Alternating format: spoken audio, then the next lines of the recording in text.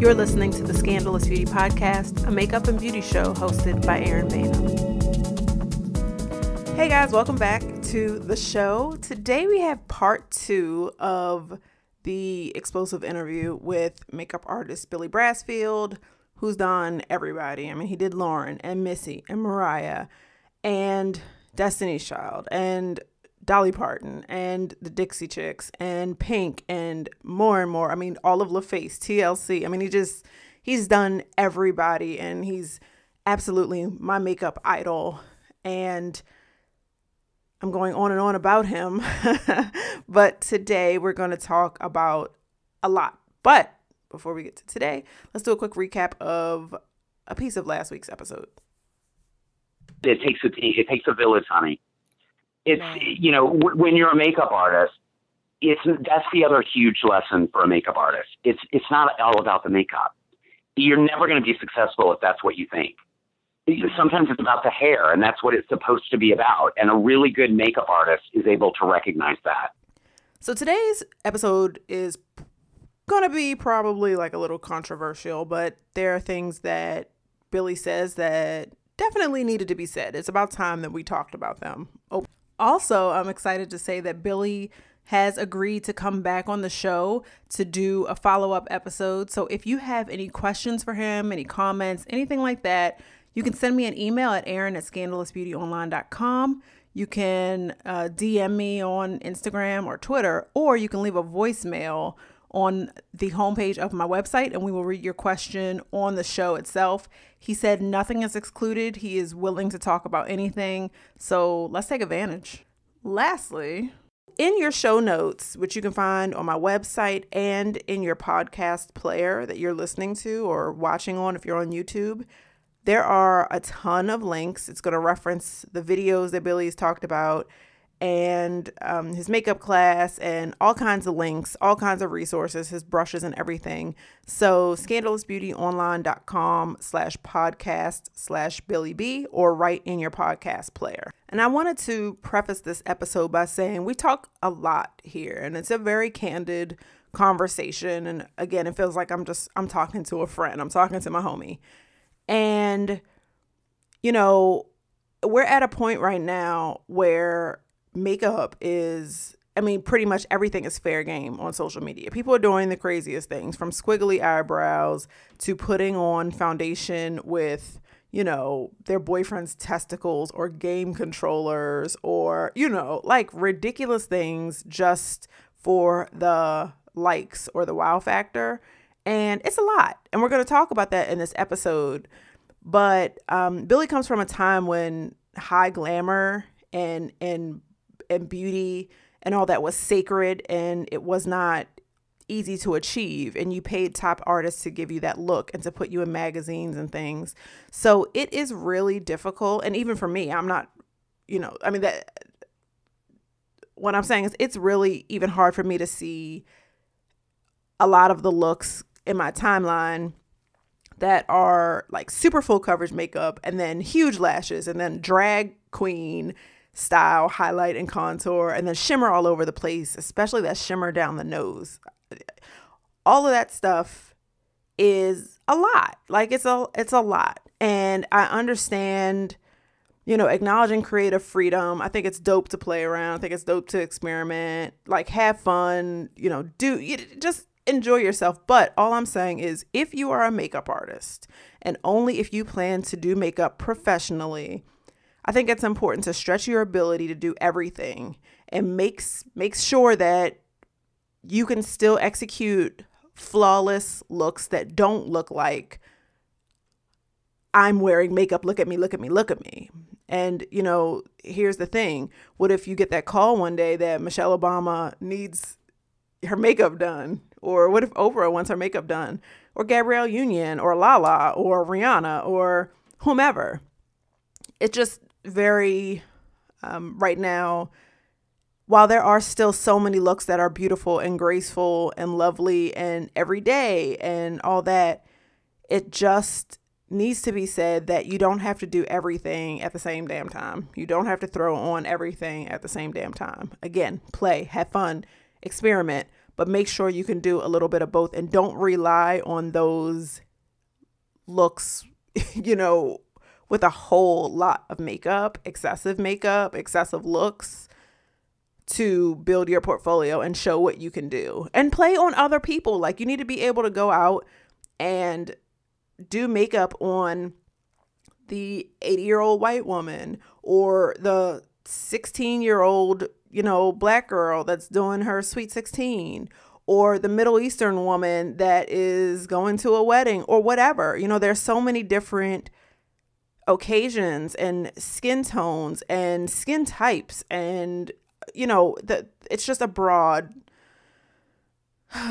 life out here. And I don't know, the state of makeup has just been extremely interesting / discouraging to me. So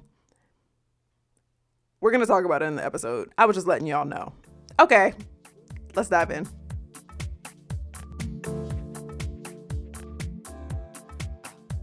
It's really cool. And that's kind of where my head is at now is, what do you do after you've had the career that I've had? On the Born This Way video, I was like a mess. I didn't know why. I thought I was having a nervous breakdown. I was like, I had to leave and I would go cry and then have to go back to set. And I didn't know what was going on, really. Then the next day, it was, the video was a few days. I was so exhausted and so emotional, and it had been such an extraordinary experience, and I was just drained. And then it just hit me. And I've not told anybody this. Okay. You're the only person I've ever told this to. Yeah, it's exclusive. I knew that I had to walk away from her, and that was going to be the last thing that I did, because I knew that after that 3 years or whatever that we did together, and that sort of bookended work and the things that we had done together, the red carpets and so many, pop culture moments, like that'll go down in history. And it was, on that shoot, I was just like, what else is there for me to do? There's nothing else for me to do. And then this is the real big one that I've not told anybody. And then I actually started looking at my career that way. And for the most part, I've walked away from it. No one knows that. I just told you that. You're the first person that, I have done a couple of things, but for the most part, I've moved on. And, I'm certainly a makeup artist, and I will always be a makeup artist. But it's from a very different place now. Wow. But I've essentially walked away from that world and the career that I had, because it doesn't get better than what I had. And so I just was like, I want it to be magical, and I don't want to burn out. I don't want to end up resenting it. I don't want to hate Instagram makeup artists. I don't want to resent the fact that Mario, shot to superstardom. He deserves that. And I think that, there's a window of time that, someone has, and you have to be grateful for that. And I was just like, you know what? I don't want to go out like that. I don't want to be a bitter, burnt out, bitch, a triple B. So I was just like, let me figure out what else I'm going to do. And so now I've taken some time, and I really want to start teaching, and I want to start sharing the experiences I've had, and, doing that and sharing the knowledge that, 30 years of this extraordinary career that I've had, and share that. Because the truth is, oh my God, the market is so saturated with makeup artists, really, really talented makeup artists. And the industry has changed so much. The music industry is not what it was, certainly in the 90s when I reigned as the, prima donna makeup art, whatever, everything, from Destiny's Child, every single pop, I did them all, Yeah. I would make, and sit down, people. On music videos, it was very easy for me to make $30,000 on a music video. Woo! The last video that I did, I made $1,200, and after taxes, you're lucky to get 6 of it. Wow. So very, very, very different time now. And also, speaking of Instagram makeup artists, yeah. you know, I don't know if people know this, but, you know, they're replacing people like me and Orbe and, you know, Mariah, you know, works with, you know, makeup artists that became famous from, you know, social media, who I respect and who I like very much. And I think he's an amazing makeup artist. But it's no longer about people like me and Orbe and, you know, if Kevin Aquan was still alive. It's not about that. It's about who has the most followers. And, you know, so it's social media driven.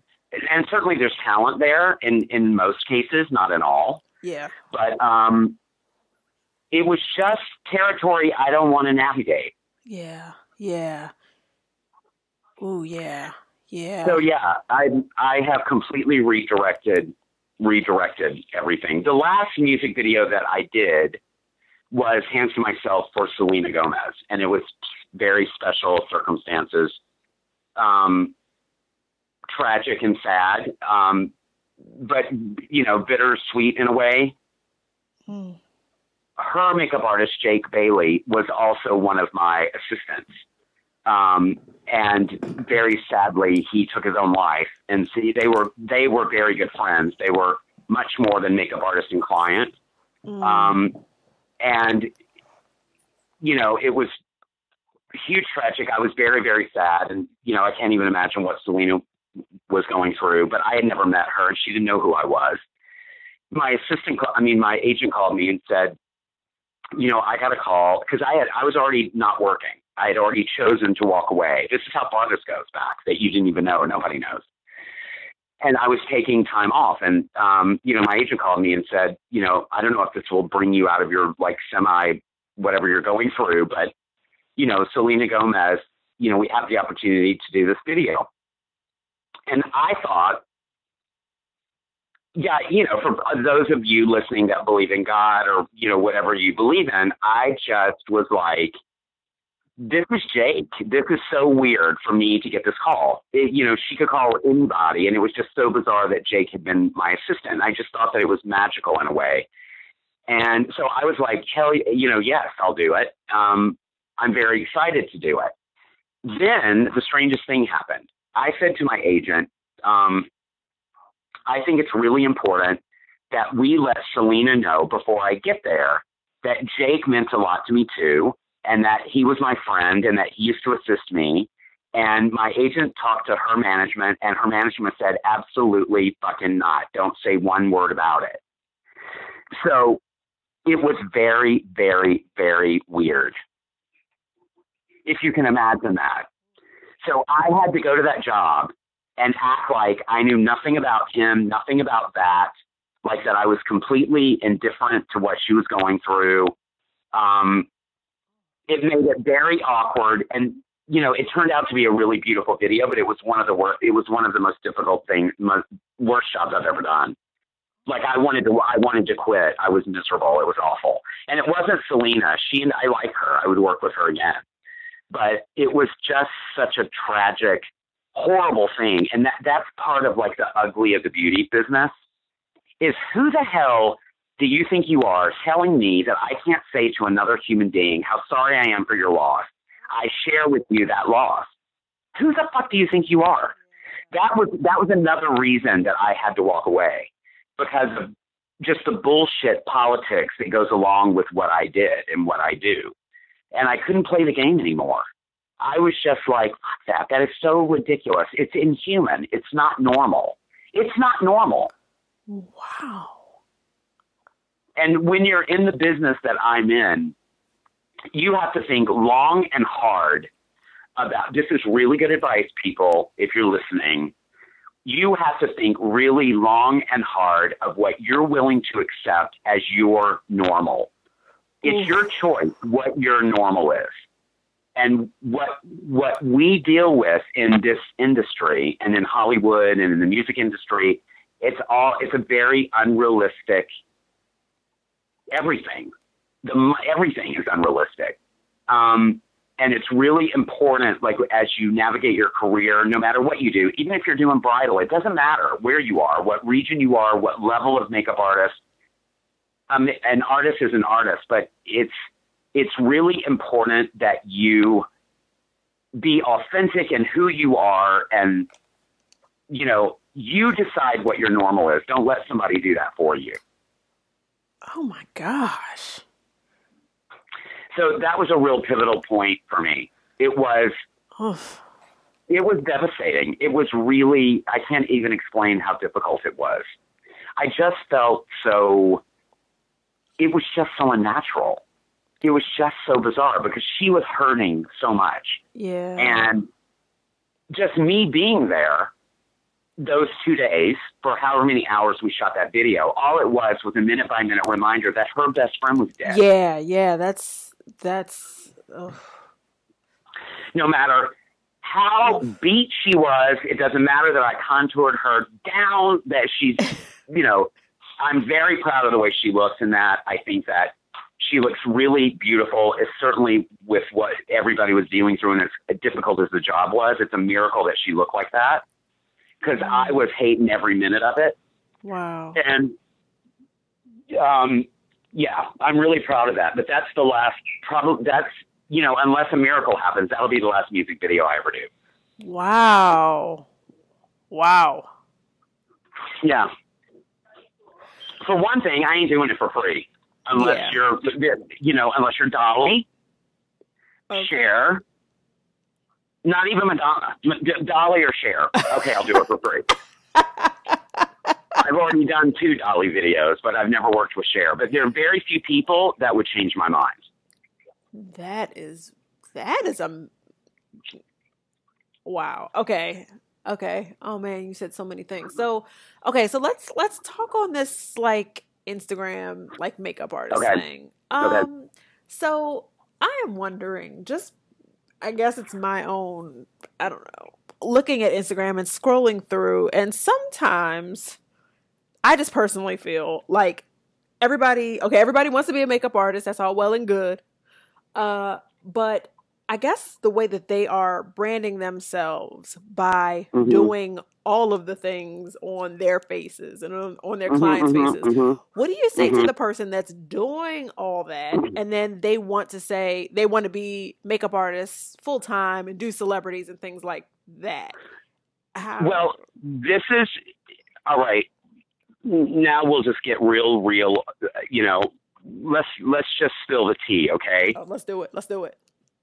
If you look at the definition, and I did this today, actually, as weird as I am, I looked up in the Urban Dictionary what the definition of makeup artist was, because I always check out the Urban Dictionary first because it's hysterical. But then I looked at, you know, Webster's and Oxford and, you know, or whatever, like the real dictionary, and wasn't completely satisfied with what the definition is. But what I found as the definition was, you know, someone that uses makeup and applies it to, they never said yourself, not once. In any of the versions, yourself is not mentioned.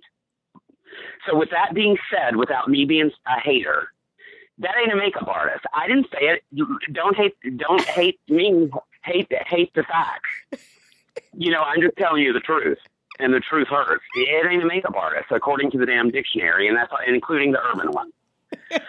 A makeup artist is someone who uses makeup and applies it to models or actors using theatrics and, you know, prosthetics. And, you know, if you take all of them and throw them into a pot, that's all what they all said.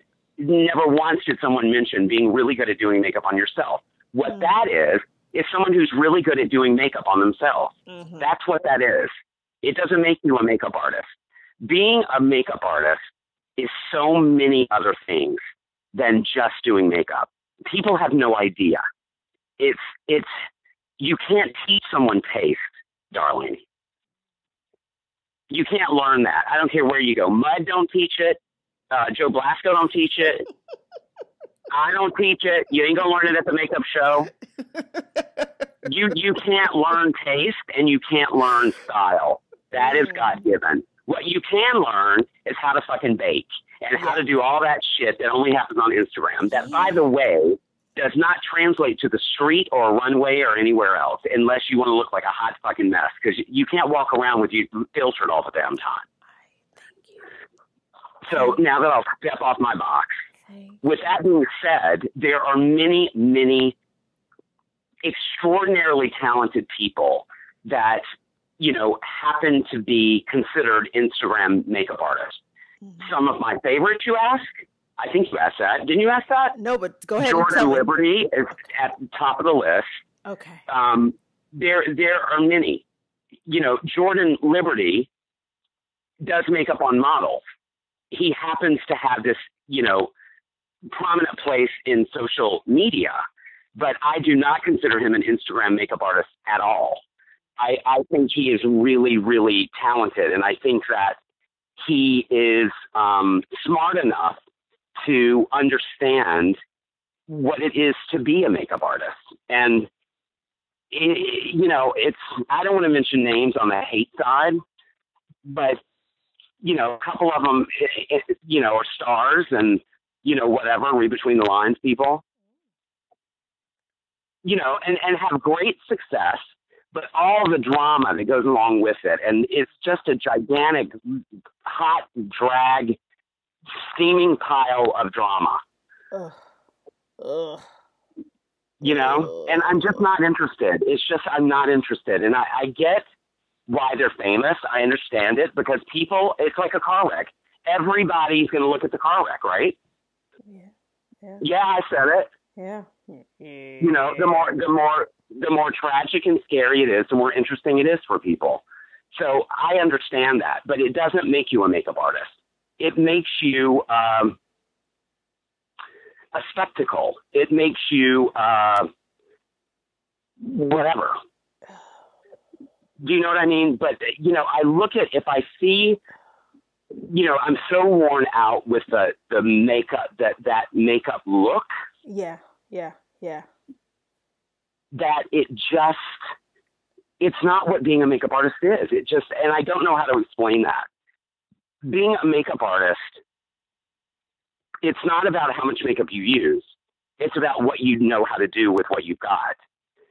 You know, Instagram makeup, what they put on their face is the most unrealistic, ridiculous amount of crap that is so unnecessary and so ridiculous and so over the top. And it hurts me that this generation of young kids that are makeup enthusiasts and makeup fanatics and, you know, as young as 5 years old, that they're going to grow up thinking that that's what makeup artists are. That hurts my feelings. It pisses me off. Because they'll never know about Kevin Aquan. They'll never know who Way Bandy was. They certainly won't know who I am. You know, not that it matters, but a million of makeup artists that came before me and a million of my peers, you know, they're going to think that, you know, and I like this person.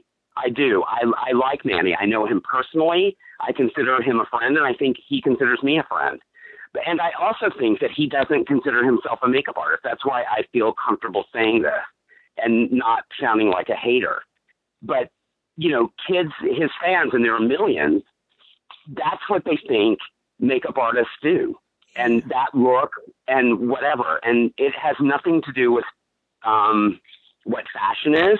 It has nothing to do with fashion. As a matter of fact, it's the farthest thing from fashion.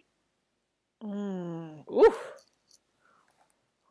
So, you know, it's makeup for the sake of makeup. And that's not what fashion is.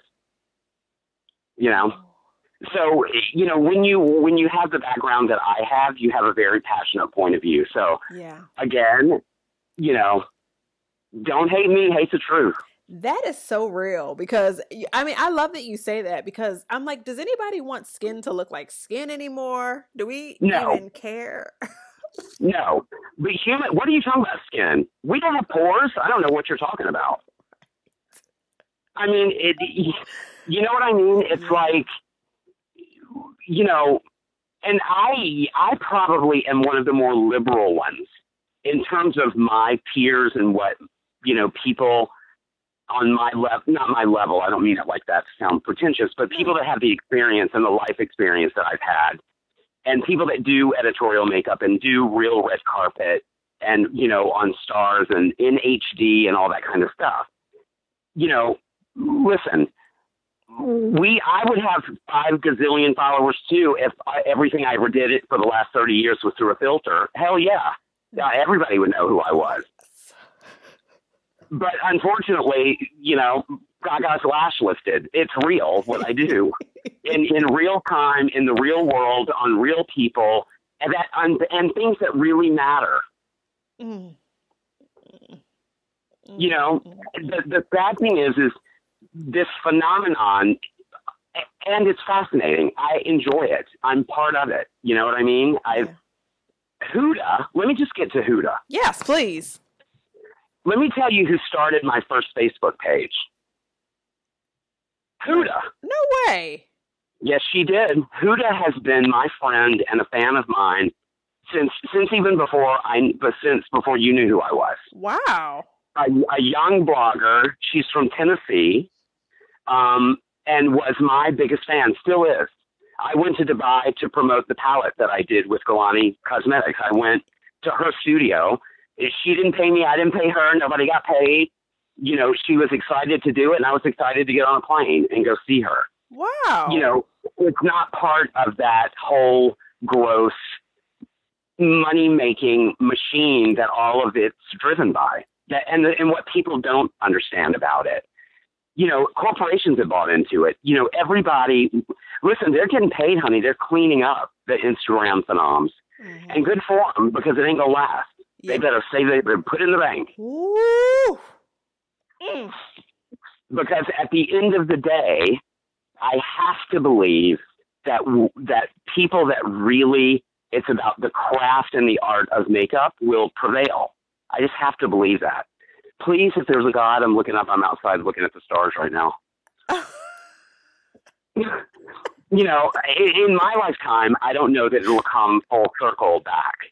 But from when I started as a makeup artist to now, it's like science fiction. Wow. What's happened, and kind of the climate of things, and it's a wonderful time for the beauty industry. People have never been more interested in being beautiful ever. So it's not a bad thing. I know for a minute I sounded like I was going to go get a gun and go into a McDonald's or something. I'm fine. I'll be fine. And I'm serious. I love Manny. Manny knows what Manny does. It's a phenomenon. He should be proud of himself. He deserves everything that he gets. He's a great guy, and people love him, and so do I. I subscribe to his YouTube. Yeah. His Instagram. I follow him. We've met. I've done his makeup. We like each other. But there is a difference in what that is and what people like Kevin Aquan did and paved the way for all these fools. Wow. Oof. So you're the one that brought it up. I mean, and I didn't know we were going to do all that, but I'm so thankful that we did. I'm so thankful because it's just go ahead. Yeah. I just don't, I don't want to seem like a hater because I'm not. I respect what they do. It's just not what I do. Yeah.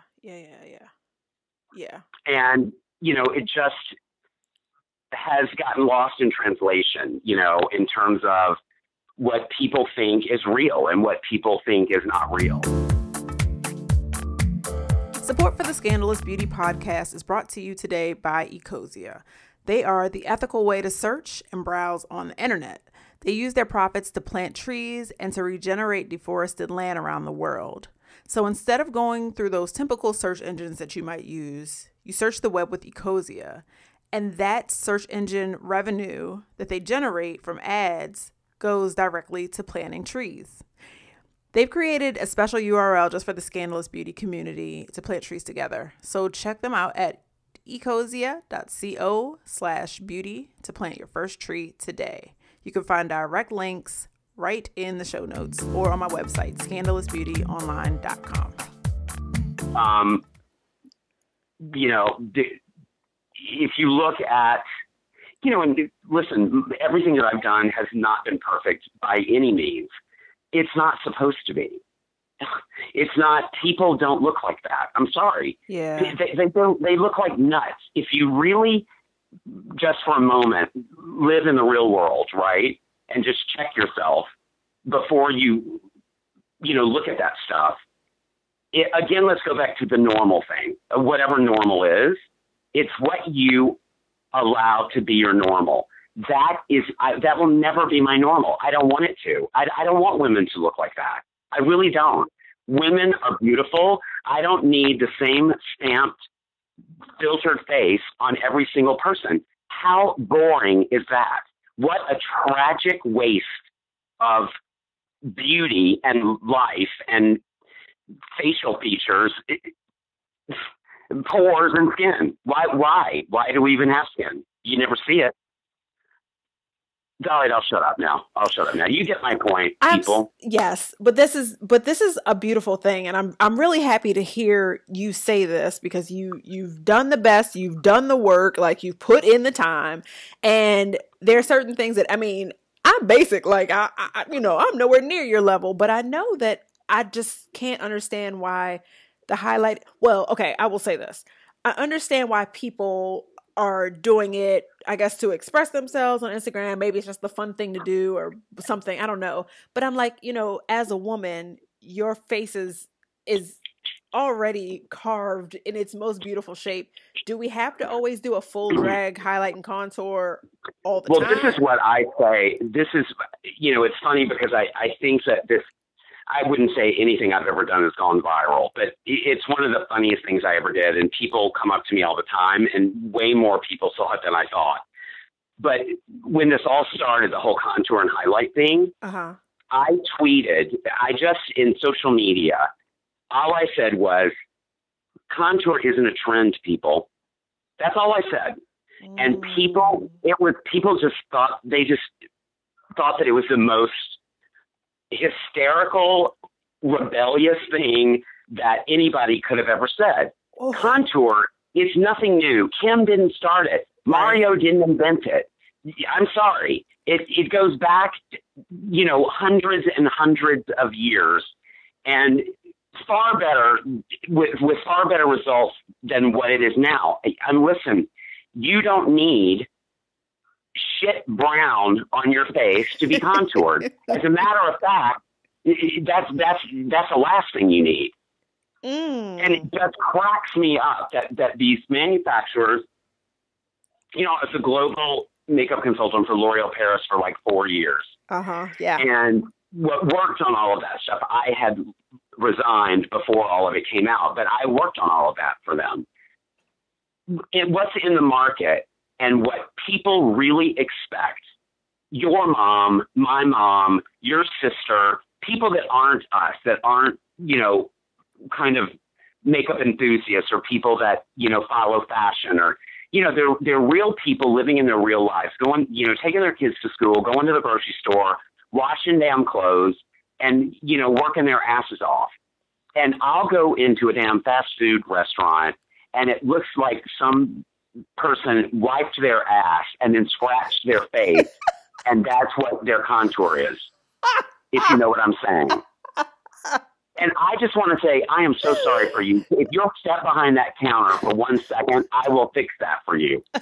They throw this shit out there on the market with horrible, nobody knows how to use it. The colors are so wrong, almost 99% of the time. It is ridiculous what people expect people to look like and wear. It's unfair. It's brutal. It's gross. And it's opportunistic and disgusting. And I hate it. And it's not a trend. It's not a trend. It's a disaster is what it is. They've turned it into a freaking disaster. And contour and highlight, anybody that works for me, do you know what I contour with? No. You're going to think this is the craziest thing in the world. Do you know anybody that has worked for MAC or knows MAC will know this color? Probably none of you have ever even looked at it because it's such a nothing color, and people are like, what? It's like this, the ugly stepchild of MAC. It's a color called malt. That is like a ruddy pink color, kind of mauvey with gray undertones, actually. Honey, you can look at Christina Aguilera a million times. She was whittled down. Everybody I ever worked with except brown-skinned girls were whittled with that malt. I'm telling you, whittled down to like within an inch of their life, like a sliver of a nose. That was my secret weapon, honey, was malt. That Missy was a color from Ricky's called hot chocolate. That was like a really rich, deep red brown. Kelly Rowland, Missy, that was my contour color for them. Wow. You don't need all that shit. You don't need it. Yeah. It is ridiculous. And the more that, and the people that do it with liquid and creams, all I gotta say is I hope you didn't get caught in the rain because you were gonna look like a hot, shitty, melted mess. It's gonna look like somebody stuck your head in a diaper. And you know that's the truth. It is the truth.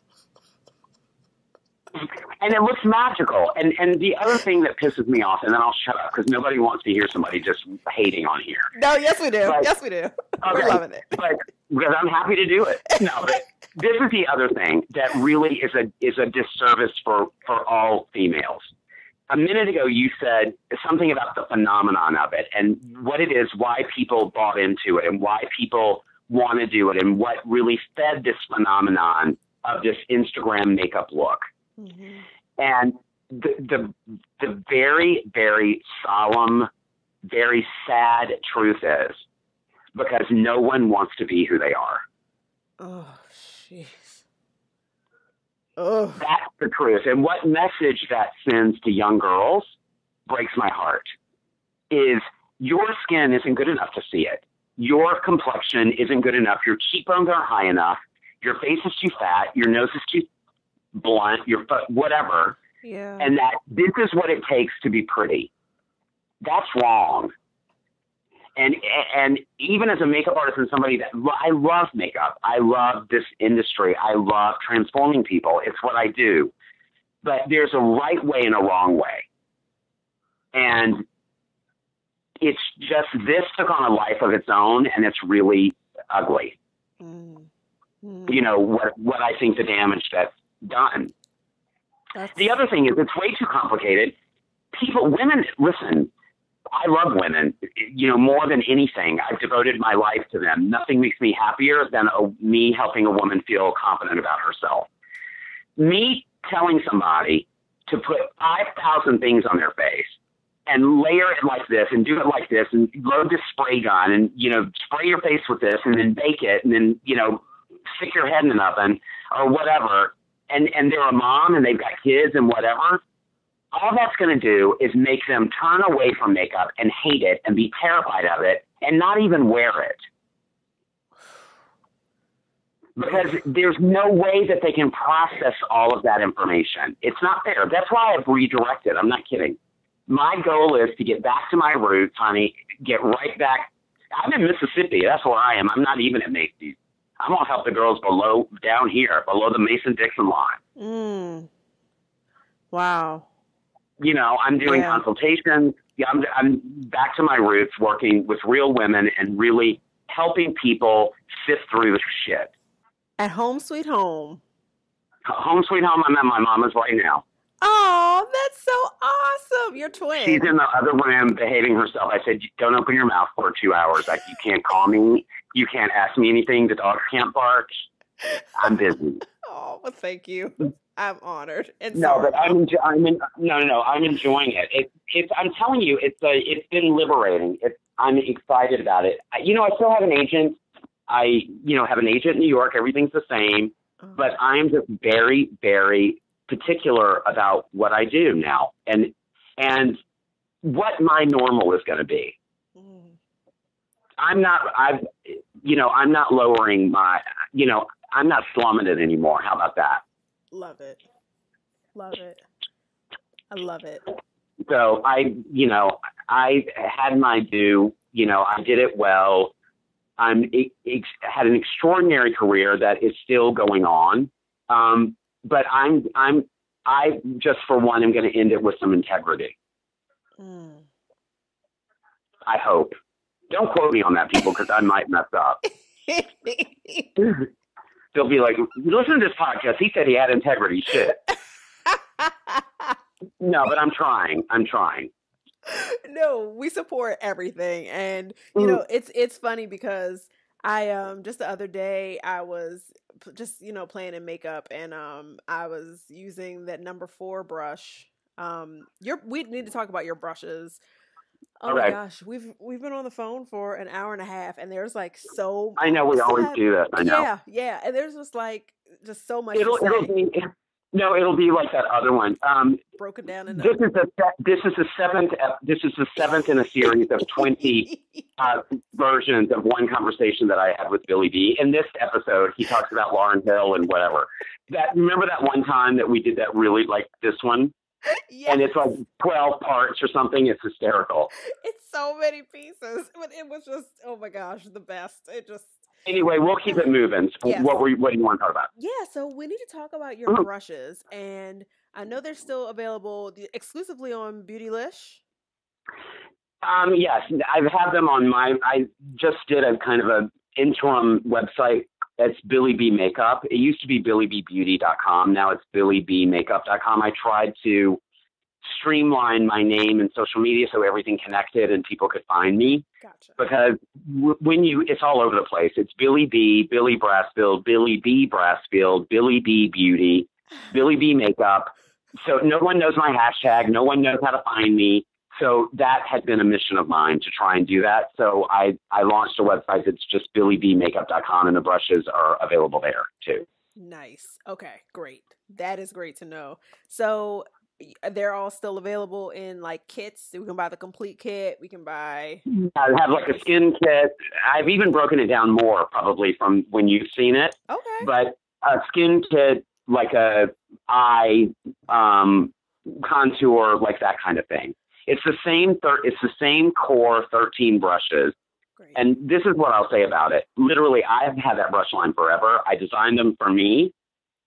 Never thought that I would sell them initially. And everything that I've done in 25 years has been with those 13 brushes.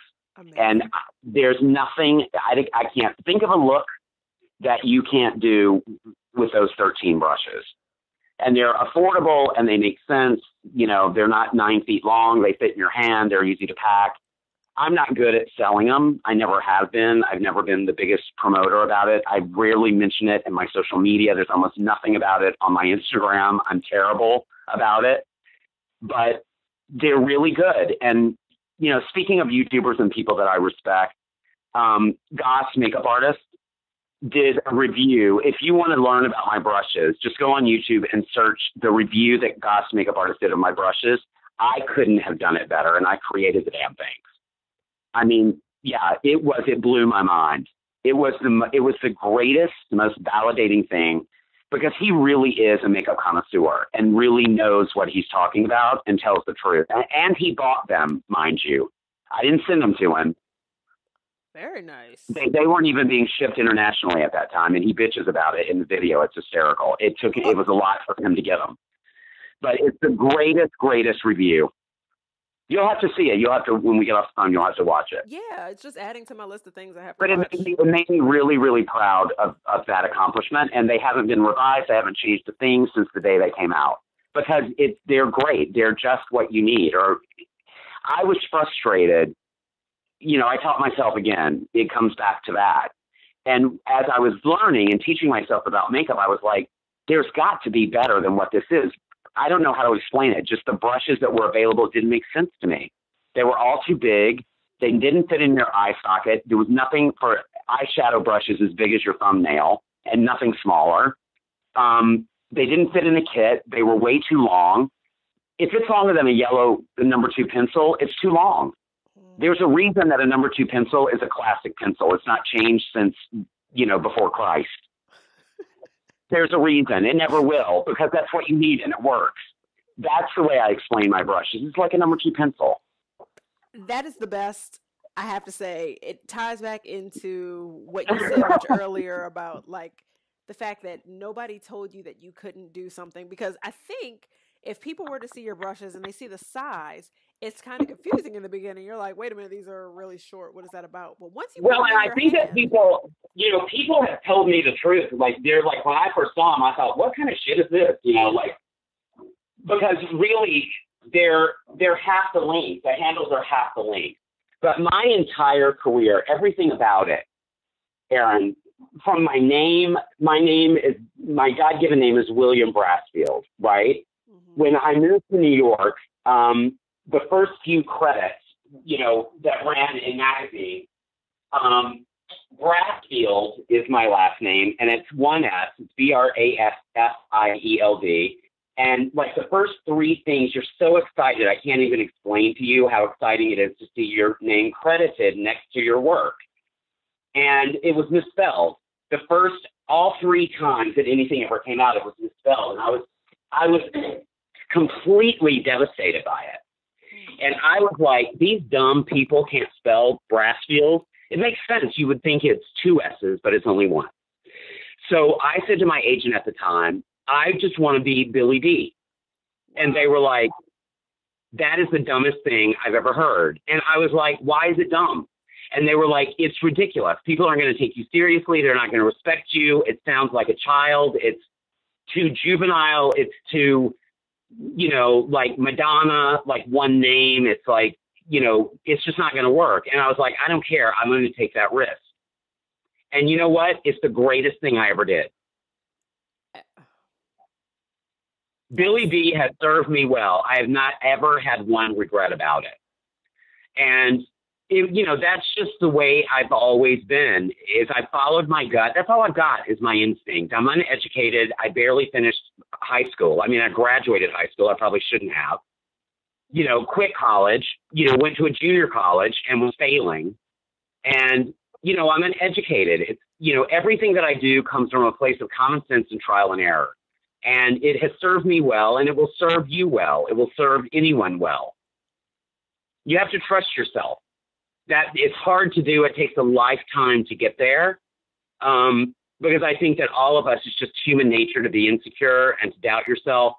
And, you know, that comes back to the reason that everybody wants to look like an Instagram stamped makeup look. Is because people are too terrified to express themselves and to be who they are and to let their freckles show. And to, you know, say, yes, I have pores. I actually do. And, you know, so you know, I'm sure that people throughout my life have thought that I was a hardhead. And I think, you know, and I was told my whole life, you know, that I was a hardhead, that I was, you know, didn't listen to anybody and, you know, whatever, hell bent on doing what I was going to do. And they were right. And I don't apologize for it. I don't think it's an insult, and I don't think it's a bad thing. I think if I had children, which I don't, and I'm glad I don't, but if I did, I would rough it with them and go through all of that with them and support them, because at the end of the day, that's all you've got. All you've got is who you are, and who you are is perfect. And that's enough. That's all you have to be. And if you can get to that place where you really believe that to be true, it's magical. It changes your life. I'm still working on it, you know. I mean, I still, you know, probably loathe myself more than even half the listeners right now. But, you know, I loathe me more than they loathe me. But, you know, it's never ending. But, you know, anyway, I'm beating a dead dog. You get my point. But the thing with the brushes, that's what we were talking about, the brushes. You know, when I was working with the manufacturer designing the brushes, and I was like, okay, that's great. Now chop the handle in half. And they're like, what? And I was like, the handle, this is how long I want it to be. And they were like, that's never going to work. And I was like, why not? Why isn't it? Well, it's not going to fit. It's not what other people do. Duh. I don't want to do what other people do, you dumbass. That's the whole point. You know, and I stuck to my guns, and people that love my brushes are fanatical about them. They love them, you know, can't work without them. Yeah. Yeah. And you know, just watch that Goth makeup artist review. I'm telling you. No, I'm absolutely going to do that. And I definitely wanted to say about the brushes, and as phenomenal as they are, the one that always trips me out is that one you do the bottom mascara with. Uh-huh. Mm-hmm. Oh my gosh. Like, what she's talking about, you guys, is I don't use a wand to do bottom lashes because, again, my self-taught common sense, like gut thing was it doesn't make any sense. You can't see what you're doing. When you're looking in a mirror, certainly if you're doing it yourself, which most women are, it's helpful to see the lashes you're putting the mascara on. Any wand is bigger than your bottom lash line. That's A. Yeah. The other thing is there's so much product on it that you can't get into the root, and that's where you should begin with your mascara, not just hit the ends. That drives me crazy when people do that. And so I created this little brush, literally half the size of your little fingernail, right? Yeah, Aaron, really small, slightly tapered, but very square. And I load that with mascara and then paint the bottom lash line without one mistake.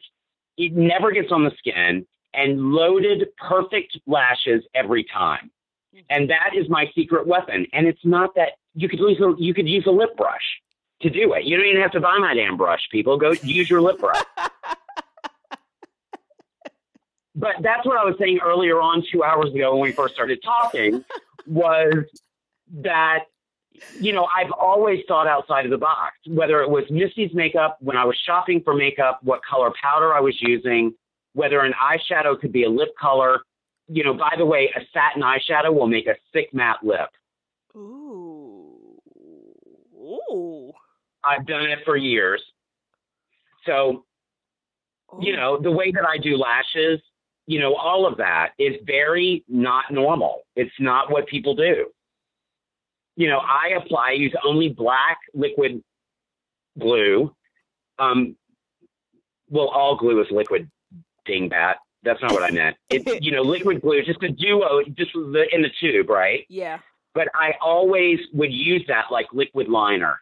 I would use my liquid liner brush, which is a very, very thin, kind of firm brush. And I put the glue on the eye like liquid liner and none on the lash. And then when you place the lash, you don't make a mistake. It's nuts. It's nuts. It's the simplest thing in the world. Think about it. That is the simplest solution in the world. And nobody had ever done it. And then I did it and then would talk about it at makeup shows and, loved telling that trick. And now they sell liquid glue. Now they sell glue, eyelash glue, in an eyeliner tube. Oh, jeez. Lord. And I take credit for it. Yes, I said it. Didn't make a penny for it, but I guarantee you that's where they got the idea from. Oh, my God. It has to be, because I will say... No, I've been doing it since day one. Well, you know it. You've seen me do it. Yep. So, several times. Anyway, that's, it goes back to, I think, really the powerful lessons in this particular podcast is, follow your gut. Trial and error is the best education. Let the face tell you what it needs. And get off of YouTube and Instagram so much and go do some makeup, people. Oh, my gosh. That's a good way maybe for us to say goodnight. What do you think? Let's do it. So let's go ahead and tell everybody, since I just happened to see a slide in your studio. Oh, right.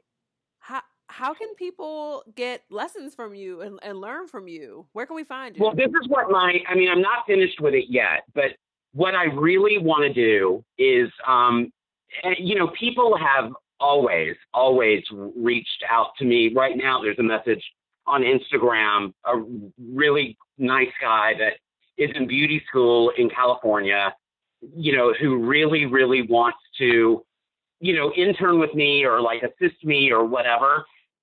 I never know what that means. I never know if what that means is I want to assist you working with pink. I want to assist you doing this or whatever. You know what I mean?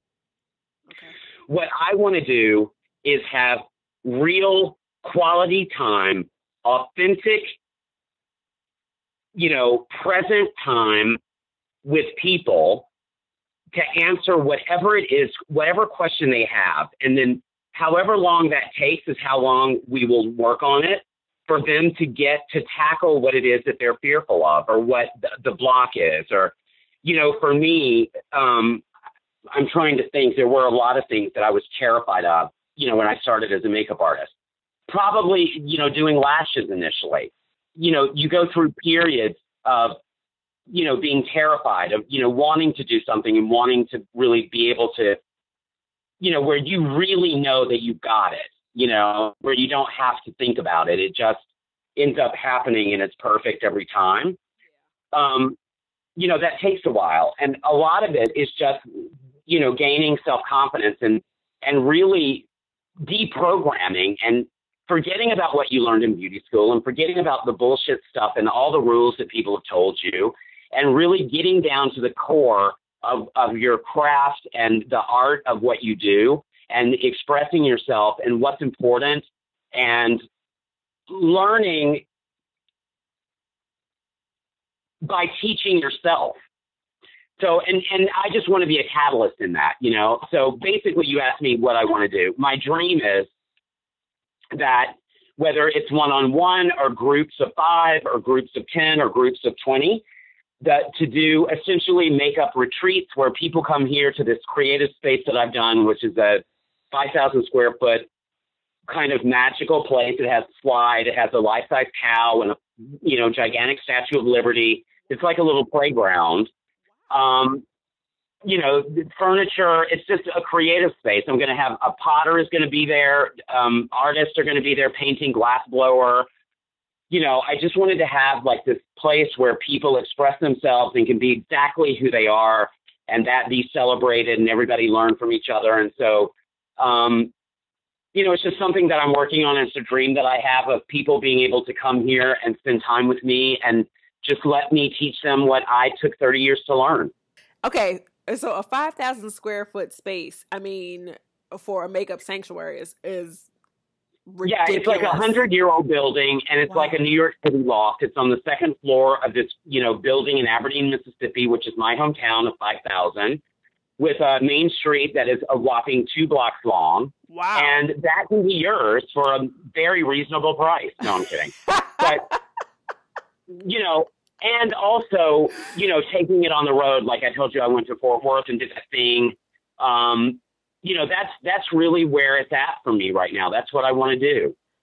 I want to share my experiences. And, listen, the chances, there are so many makeup artists and everybody wants the same thing. Everybody wants a career like mine, working with celebrities and doing all of that kind of stuff. And the truth is, for most of us, it's a miracle when it happens.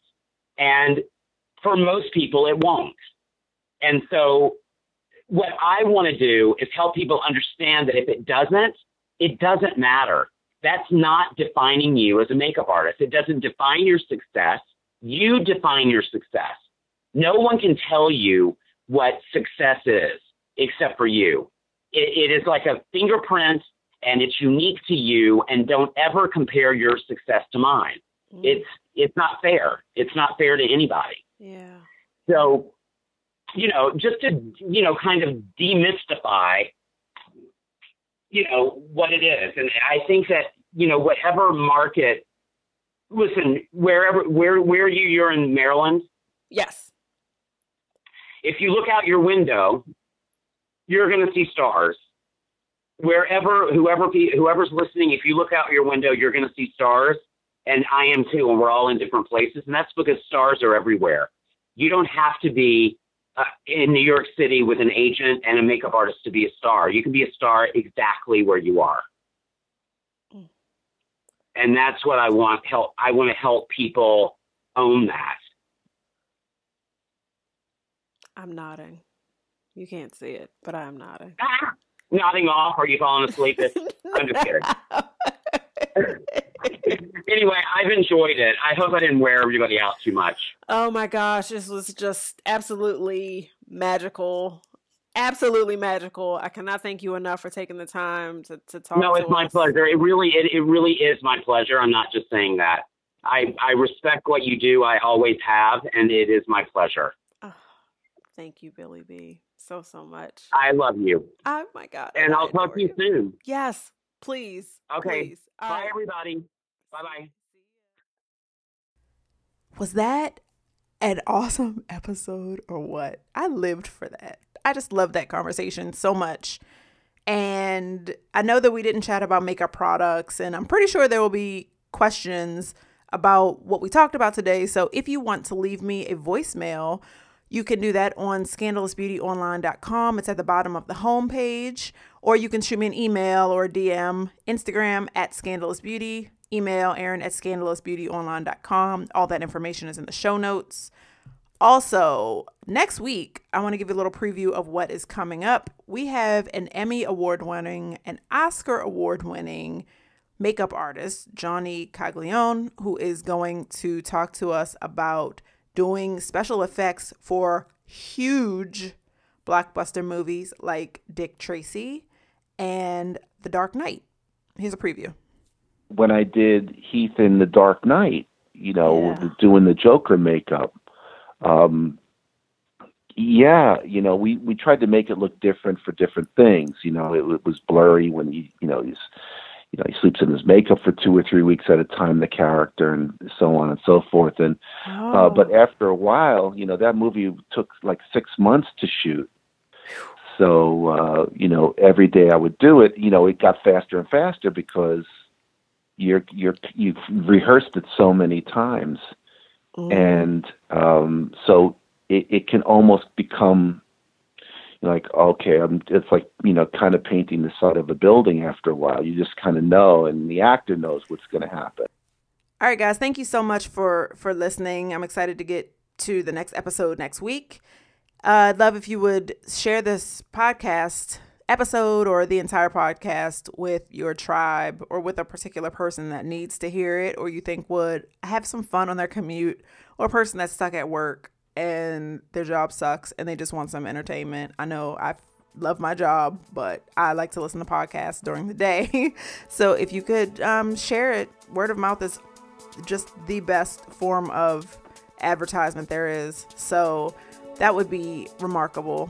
I thank you guys so much for your help, for your support. It's just, this is a passion project that just fills me with joy. So thank you guys so much, and I will see you for next week's episode.